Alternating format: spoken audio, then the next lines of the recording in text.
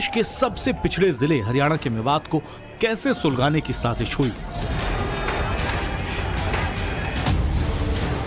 कैसे मेवात के नूह में सैकड़ों गाड़ियों को फूंक दिया गया, कैसे हिंदुओं को टारगेट किया। अब इसका सीमा के उस पार बैठे आतंकी कनेक्शन सामने आ चुका है। अलवर की पुलिस के हाथ जो सबूत लगे उसे देखकर आप दंग रह जाएंगे कि कैसे पाकिस्तान में बैठकर मेवात में हिंसा भड़काने की साजिश रची जा रही थी। दरअसल अलवर पुलिस को एहसान मेवाती पाकिस्तानी नाम के सोशल अकाउंट की जानकारी मिली, जो मूल रूप से पाकिस्तान का ही रहने वाला है, लेकिन यह ऐसे हथियार का इस्तेमाल करता है जिसके बारे में जानकर आप दंग रह जाएंगे।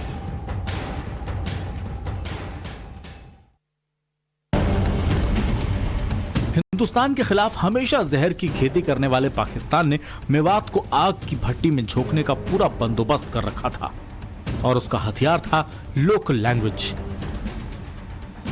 पाकिस्तान का रहने वाला एहसान मेवाती सोशल मीडिया अकाउंट पर मेवाती भाषा में ही गाने और भड़काऊ बयान डालता है। इसकी कोशिश होती है कि ज्यादा से ज्यादा हरियाणा में रहने वाले मेवातियों को भड़काया जा सके, उन्हें हिंसा के लिए मजबूर किया जा सके। और इसके लिए आईएसआई के इस जहरीले सांप ने एक पूरी प्लानिंग भी तैयार कर रखी थी, जिसे सुनकर आप दंग रह जाएंगे। एहसान मेवाती इतना शातिर है, इतना जहरीला है, इतना खौफनाक है कि वो सीमा के उस पार बैठकर भी पाकिस्तान को आग की भट्टी में झोंकने का नापाक षड्यंत्र रच रहा था। दरअसल पाकिस्तान के जहरीले एहसान मेवाती ने सोशल मीडिया पर खुद को हरियाणवी बता रखा है। जानकारी के मुताबिक एहसान सोशल मीडिया पर खुद को राजस्थान के अलवर का निवासी बताता है, लेकिन इसकी हकीकत बेहद अलग है। ये जब तथ्य सामने आया तो हमने अपने साइबर सेल के माध्यम से इस अकाउंट को वेरीफाई करा के उसकी जांच कराई थी। ये अकाउंट बेसिकली पाकिस्तान से बना है और जो व्यक्ति है वो रहने वाला भी पाकिस्तान का है और वर्तमान उसकी लोकेशन भी पाकिस्तान है। वो चूंकि मेवाती भाषा में गाने गाता है वहाँ यूट्यूब पे, इसलिए वो अपने नाम के सामने मेवाती लिखता है और वो बहुत ही फॉल्टी तरीके से उसके प्रोफाइल पे फ्रॉम अलवर लिखा हुआ है, जबकि हो सकता है उसके फोरफादर्स कभी यहाँ से रहे हो, बट वर्तमान में उसका यहाँ से कोई कनेक्शन नहीं है। तो हमने इस संदर्भ में जो फेसबुक है उसको एक लेटर भी लिखा है, जिसमें हमारा कहना है भाई इस अकाउंट को वेरीफाई किया जाए, क्योंकि एक फॉल्स इंफॉर्मेशन दे रहा है और यदि पाया जाता है तो इसको ब्लॉक या इसके खिलाफ जो उनकी कार्रवाई हो सकती है वो कार्रवाई अमल में लाई जाए। और हमने अपने ट्विटर हैंडल से भी इस बात को ट्वीट किया है कि इसका यहाँ से कोई लेना देना नहीं है और इस को लेकर के किसी प्रकार की अफवाह ना फैलाई जाए। ऐसे लोगों से मैं आपके माध्यम से भी अपील करता हूँ।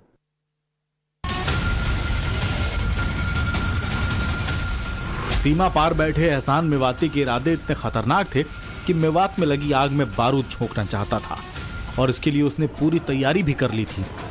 जानकारी के मुताबिक एहसान Mewati Pakistan education and research network के आईपी एड्रेस का इस्तेमाल कर रहा था। 27 जुलाई को एहसान मेवाती ने सरगोधा में भड़काऊ वीडियो रिकॉर्ड किया। 1 अगस्त को एहसान मेवाती लाहौर पहुंचा और वहां से एक वीडियो बनाकर सोशल मीडिया पर अपलोड भी कर दिया। एहसान मेवाती के पास 2 मोबाइल फोन हैं जिससे उसने भड़काऊ वीडियो रिकॉर्ड किए। जिस तरह से एक बार फिर पाकिस्तान की साजिश बेनकाब हुई है, ऐसे में इस बात से भी इनकार नहीं किया जा सकता कि पाकिस्तान की खुफिया एजेंसी और सेना भी इस भड़काऊ प्लान का हिस्सा हो, क्योंकि इन दोनों के इशारों के बिना पाकिस्तान में सत्ता का एक पत्ता भी नहीं हिलता।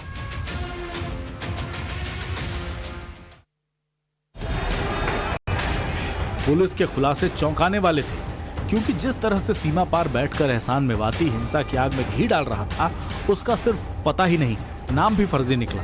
एहसान मेवाती का असली नाम एहसान नहीं बल्कि जीशान मुश्ताक है। आपको बता दें कि ये जीशान मुश्ताक ही मोनू मानेसर को मारने और हिंसा भड़काने के लिए भीड़ को लगातार उकसा रहा था। उसने 31 जुलाई को आगजनी और तोड़फोड़ का एक जहरीला वीडियो जारी किया। ऐसे में अब पुलिस को शक है कि नूह में जीशान मुश्ताक का स्ट्रॉन्ग कनेक्शन है और जिसकी पड़ताल भी अब शुरू कर दी गई है। मेवात हिंसा में पाकिस्तान कनेक्शन सामने आने के बाद अलवर पुलिस ही नहीं, गुरुग्राम पुलिस भी एक्टिव हो गई। गुरुग्राम पुलिस ने 200 विवादित पोस्ट पर कार्रवाई की, 4 सोशल मीडिया अकाउंट्स को ब्लॉक किया, 16 अकाउंट को ब्लॉक करने की रिक्वेस्ट अथॉरिटी को भेजी गई। जानकारी के मुताबिक जिन सोशल मीडिया अकाउंट्स को ब्लॉक किया गया उनमें से 2 अकाउंट फेसबुक प्लेटफॉर्म पर थे और 2 ट्विटर पर। लेकिन पुलिस की नजर फेसबुक और ट्विटर तक ही सीमित नहीं है।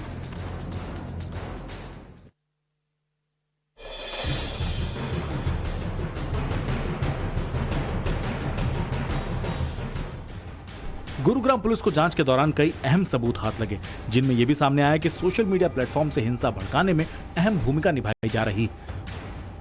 पुलिस जांच में कुछ यूट्यूब चैनल्स के बारे में जानकारी हाथ लगी जो पाकिस्तान से ऑपरेट किए जा रहे थे। अब एसआईटी सभी सोशल मीडिया प्लेटफॉर्म्स की जांच में जुट गई है ताकि नूह हिंसा के असली गुनहगार बेनकाब हो सके।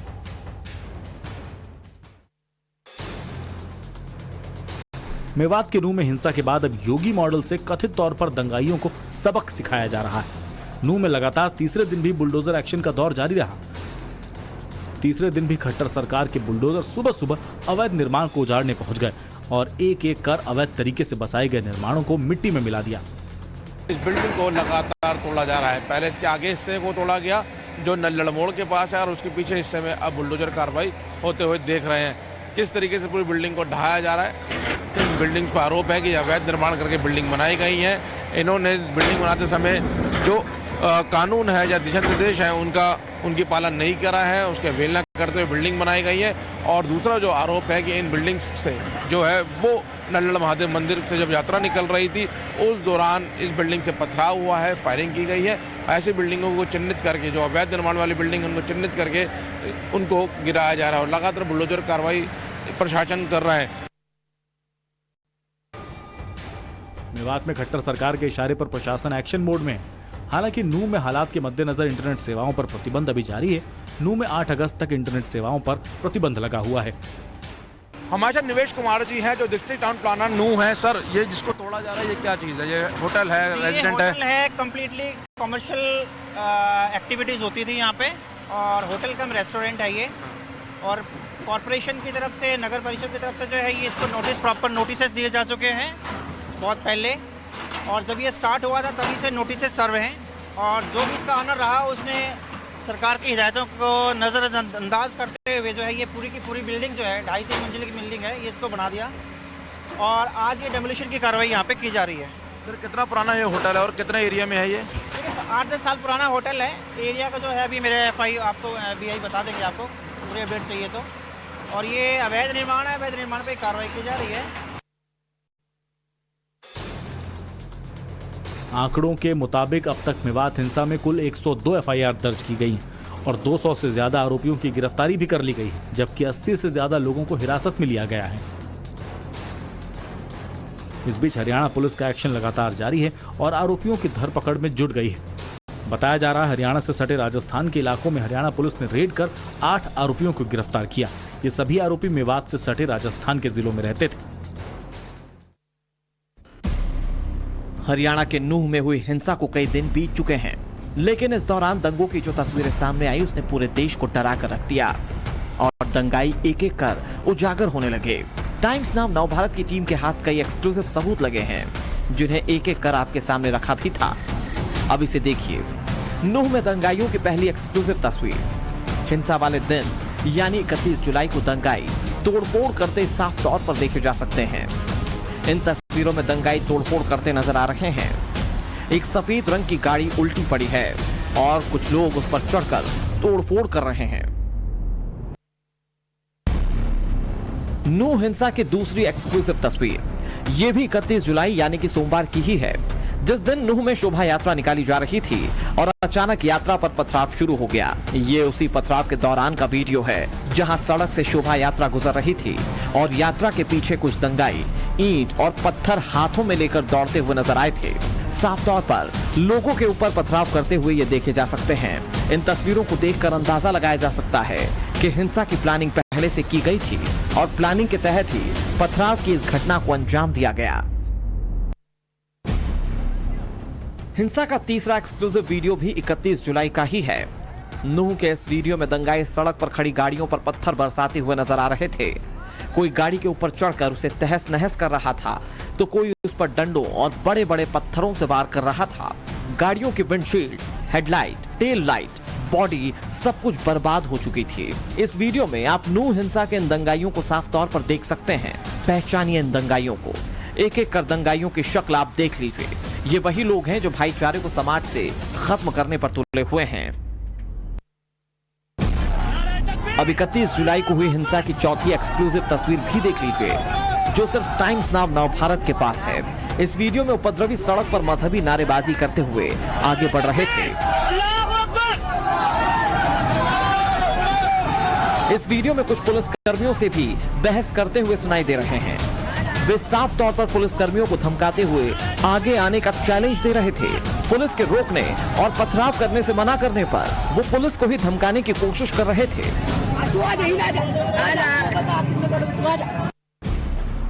नूह हिंसा के 5वें एक्सक्लूसिव वीडियो में कई दंगाई जमकर तोड़फोड़ करते नजर आ रहे थे। ये तस्वीरें नूह के एक हाईवे की हैं। नूह, सोना और उसके आसपास के इलाकों में हिंसा, आगजनी और बवाल करने वालों के एक एक करके नाम सामने आने लगे।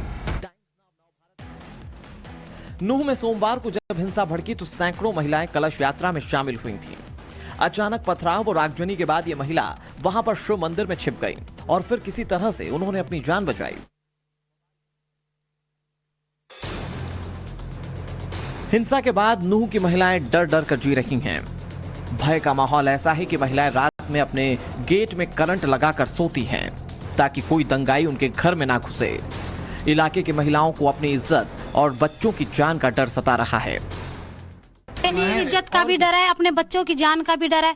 आखिर हम महिलाएं क्या कर सकती हैं? कुछ नहीं कर सकती। अपनी इज्जत का भी डर है। इज्जत का भी डर है ऐसे उसमें रहने के लिए। तो हमारा एक बेटा भी आगा चपेट में बाहर जाके देखने लगा तो उसके ऊपर कम से कम कोई पथराव कर दिया। 50 आदमी टूट पड़े। दंगाइयों ने नूह में साइबर थाने को साजिश के तहत निशाना बनाया था। पुलिस सूत्रों के हवाले से बड़ी खबर भी सामने आई थी। खबर यह थी कि नूह के साइबर पुलिस स्टेशन को इसलिए निशाना बनाया गया था क्योंकि पुलिस ने साइबर क्राइम के खिलाफ कुछ दिन पहले एक बड़ी मुहिम चलाई थी और इसी से नाराजगी जताते हुए दंगाइयों की भीड़ ने पुलिस स्टेशन को अपना निशाना बनाया।